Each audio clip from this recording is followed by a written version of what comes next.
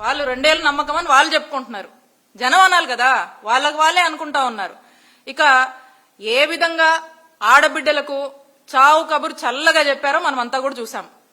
ఇక ఏంటంటే ఆయనే చెప్తా ఉన్నారు, ఆడబిడ్డ నిధి చెప్పాము, ఆర్థిక ఇబ్బందులు ఉన్నాయి, వాళ్ళే ఒప్పుకుంటున్నారంట, అందుకని చెప్పి P4 తెచ్చామని చెప్పి చెప్తా ఉన్నారు.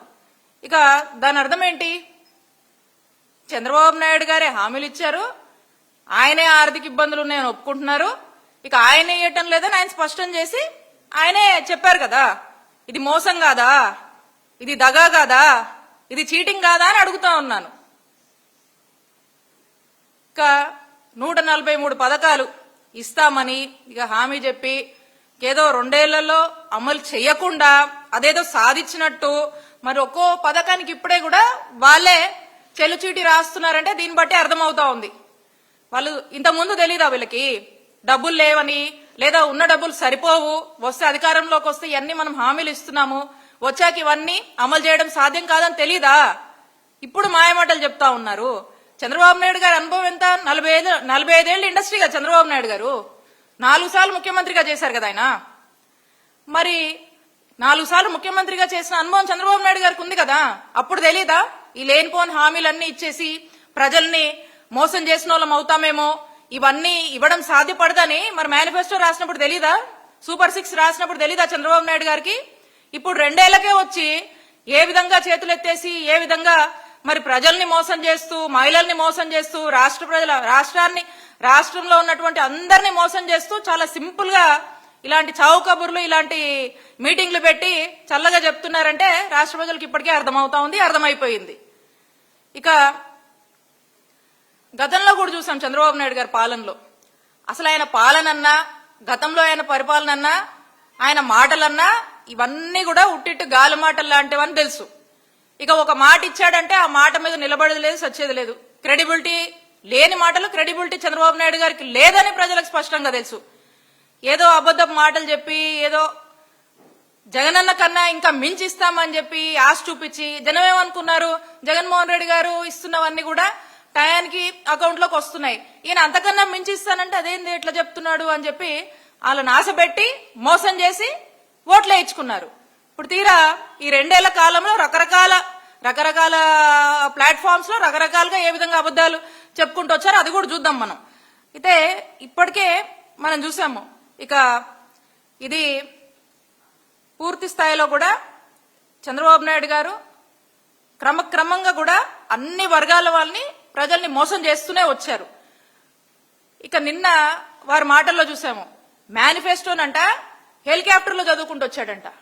దేనిది మేనిఫెస్టోని హెలికాప్టర్లో చదువుకుంటూ రావడం ఏంటి? మేనిఫెస్టో మీకు గుర్తుండదా చంద్రబాబు నాయుడు గారు? మా నాయకుడు జగన్మోహన్ రెడ్డి గారు మేము తీసుకొచ్చినటువంటి మేనిఫెస్టో నవరత్నాలు అని ఏదైతే మేము చెప్పామో దాన్ని చాలా పవిత్రంగా భావిస్తారు మా జగన్ గారు. ఆ మేనిఫెస్టోనే బైబుల్ గా, ఖురాన్ గా, భగవద్గీతగా భావించి ఇది ప్రజలకు మేలు చేయాలి అని చెప్పి బలంగా నమ్మి డే1 నుంచి కూడా ఎప్పుడు మర్చిపోలా, డే1 నుంచి కూడా 100% ఇది ఎలా అమలు చేయాలని చెప్పి పరితపించి పనిచేశారు.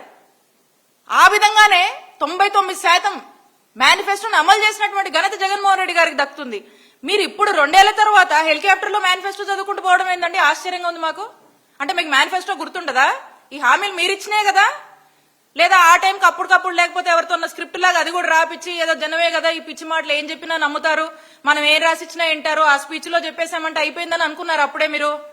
మీ చిత్తశుద్ధి ఏంటో అక్కడే కనిపిస్తుంది. మీకు చిత్తశుద్ధి లేదని, మీకు కమిట్మెంట్ లేదని అక్కడే అర్థమవుతా ఉంది. ఇంత దారుణంగా ప్రతిసారి కూడా మీరు మోసం చేస్తూ వచ్చారు. మీ మేనిఫెస్టో మీకే గుర్తులేదు, మీరు హెలికాప్టర్లో చదువుతా ఉన్నారు. ఇక మీ అధికారులకేం గుర్తుంటది? ఈ ప్రతి జిల్లాలో ఉన్నటువంటి కలెక్టరేట్ లో ఉండాల్సినటువంటి మేనిఫెస్టో కూడా మరి అది ఉందో లేదో మీకే తెలియాలి. మీకేం బాధ్యత ఉంటది? మీ అధికారులకు ఏం బాధ్యత ఉంటది? ప్రజలకు ఏం డెలివరెన్స్ ఇస్తారు? మీరు ఏం గవర్నెన్స్ ఇస్తారు?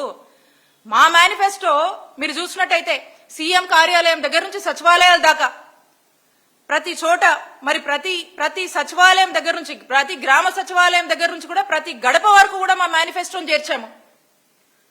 ప్రతి గడపకు ప్రజాప్రతినిధులు వెళ్ళి మీకు ఈ పథకాలు వచ్చాయా అని చెప్పేసి, ఆ పథకాలు వచ్చాయా, మీకు ఇంకేమైనా ఇబ్బందులు ఉన్నాయని చెప్పి మేము ఇంటింటికి వెళ్ళి కూడా గడప గడప మన ప్రభుత్వం అని చెప్పి వెళ్ళి ఇబ్బందులు ఉన్నా తెలుసుకున్నాం. మేనిఫెస్టో అమలైందో లేదో మేము చెక్ చేసుకున్నాము, మేము ఫీడ్బ్యాక్ తీసుకున్నాము. మేము అధికారంలో ఉన్నప్పుడు మీరు ఇప్పటికీ మీకు మేనిఫెస్టో గుర్తులేదు, మీరు ఇవ్వాల్సిన వాటి మీద మీకు బాధ్యత లేదు, మీకు కమిట్మెంట్ లేదని స్పష్టంగా ప్రూవ్ అయ్యింది మీ మాటల్లోనే.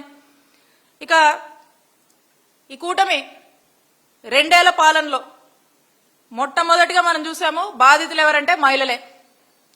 ఎక్కువగా నష్టపోయింది ఎవరంటే మహిళలే. చంద్రబాబు నాయుడు గారు వెన్పోటుకు బలైంది ఎవరంటే కూడా మహిళలే, డెఫినెట్లీ మహిళలే. ఎందుకంటే ఎన్నికల సమయంలో ఆడబిడ్డ నిధని చెప్పారు, ఉచిత గ్యాస్ సిలిండర్లు అన్నారు, ఉచిత బస్సు అన్నారు, తల్లికి వందనం అన్నారు. ఇక ఇలా ఎన్నో రకాల హామీలు మహిళలకు సంబంధించి పెన్షన్స్ అని కూడా చెప్పారు.